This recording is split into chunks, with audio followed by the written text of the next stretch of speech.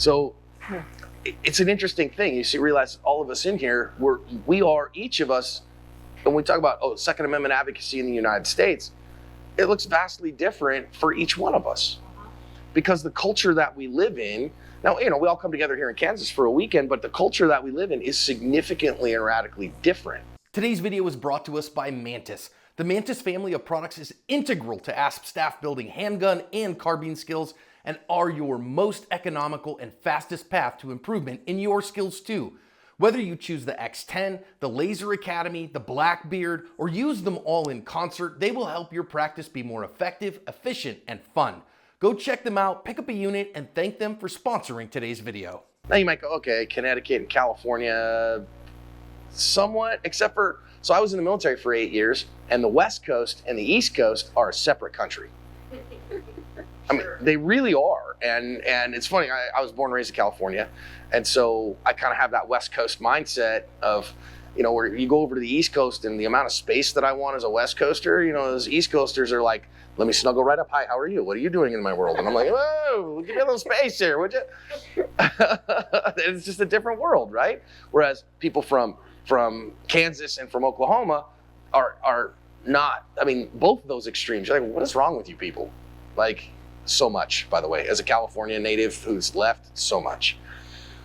So anyways, I think those challenges are what face us. Now here's the thing to me. If we don't honestly admit those challenges, we can't solve them. I'm not a stoic. I wouldn't claim to be a stoic. I think there's a couple of challenges with stoicism that keep me away from it a little bit. But there's some principles that I really appreciate. And one of them that I very much appreciate is the radical acceptance of reality. The radical acceptance of where we are.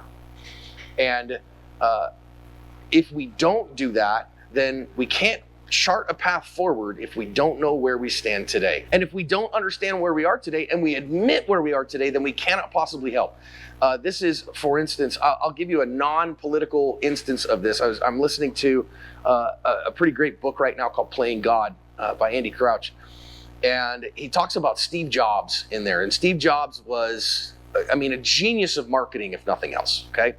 He took Apple, obviously, to the number one valued company in the world.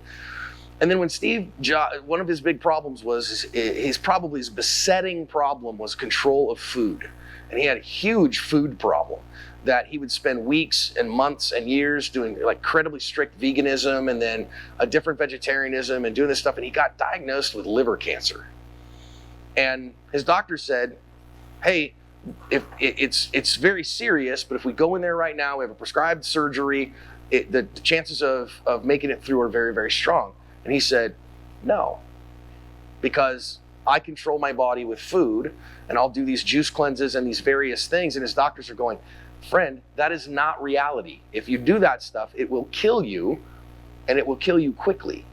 And it did, because he refused to accept the reality that cancer needed medical intervention. Now, that's an interesting thing. Wouldn't you agree with me that a man who clearly is radically intelligent and yet didn't radically accept the reality that he faced? And I think sometimes we have to do that as well. So if I'm in Connecticut and I go, well, the Second Amendment is a civil right and I am going to, assume that I can win everyone to a Second Amendment absolutist position,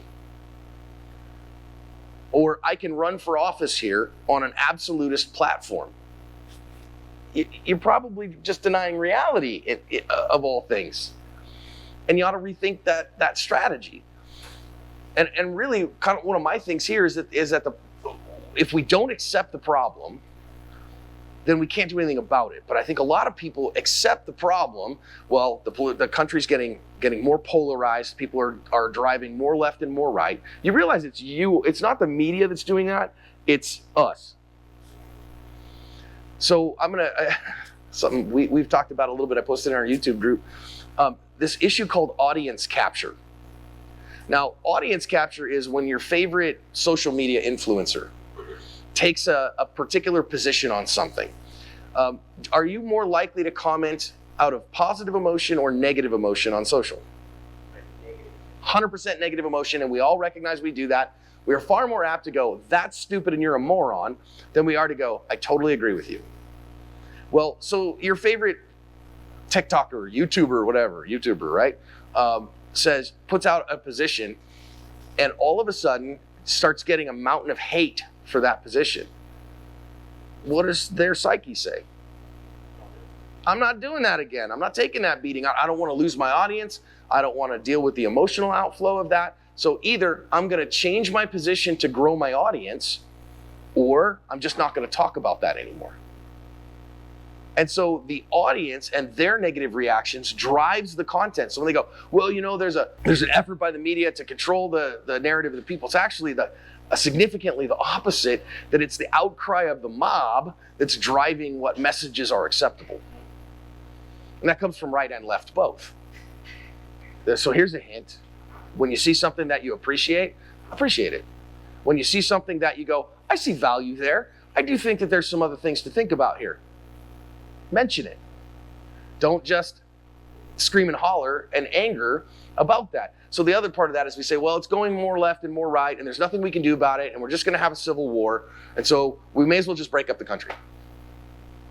I don't think that's the best way. I will say, as we think about a path forward of effectiveness in our current political milieu, last year I was relatively worried about what was going on. Now, my wife's grandfather, it's a whole weird family dynamic, but Grandpa Fred is from Cuba, and a Cuban migrant who came over here and earned his American citizenship fighting in Vietnam as a United States Marine. Pretty cool guy, right? Combat wounded Marine from Vietnam, and earned his citizenship from Cuba. And I'm sitting talking with Grandpa. Grandpa's in his 70s now, and Grandma recently passed away, and is going, Grandpa, I'm really struggling to see where we're going from here. You know what he said to me? Grandpa said, you know, John, it really feels to me like it did during Vietnam. Very turbulent, very polarized, very, left and right, very, in their world, the hippie-free love, weed smokers. And on the other side, the business-minded, conservative, And he's like, yeah, it feels about the same. And you know what's funny? That brought me up short. And I was like, God, that's so encouraging to me. And Grandpa's like, it is? And I said, yes, because we made it. Like, we emerged from those turbulent times, and I think we emerged from them better. Now, I know that there's some on the far political right who would say, no, I'd rather go back to the 50s before that. I think if you look objectively at our nation, the 50s, while it had some great economic prosperity, were some significant times of dysfunction and difficulty in these United States. And so we needed some needed change, and that's how we got it. And we got a big dose of it, for better or for worse. Well, then that tells me I think we're going to make it again. I hope so. Because the alternative is to go, and either break up our nation or have a war over it. And nobody wants that. The only people who want war? Morons. Am I saying that too strongly? No, not strongly enough. I mean, just utter morons. Right. If you watch what's going on in Ukraine right now, Yeah. I have a friend who's a war reporter, and he's over there, and his daughter-in-law is from there. She's from Armenia, right next door. And Chuck's over there reporting, and the human toll of the people living in Ukraine right now is just unreal. And the number of people who go, well, yeah, those liberals, blah, blah, and let's just have a fight over it. It's not. It's usually the hardcore political righties that are doing that. And you go, dude, well, turn the news on. Like, we all ought to be going, so how do we keep that from happening?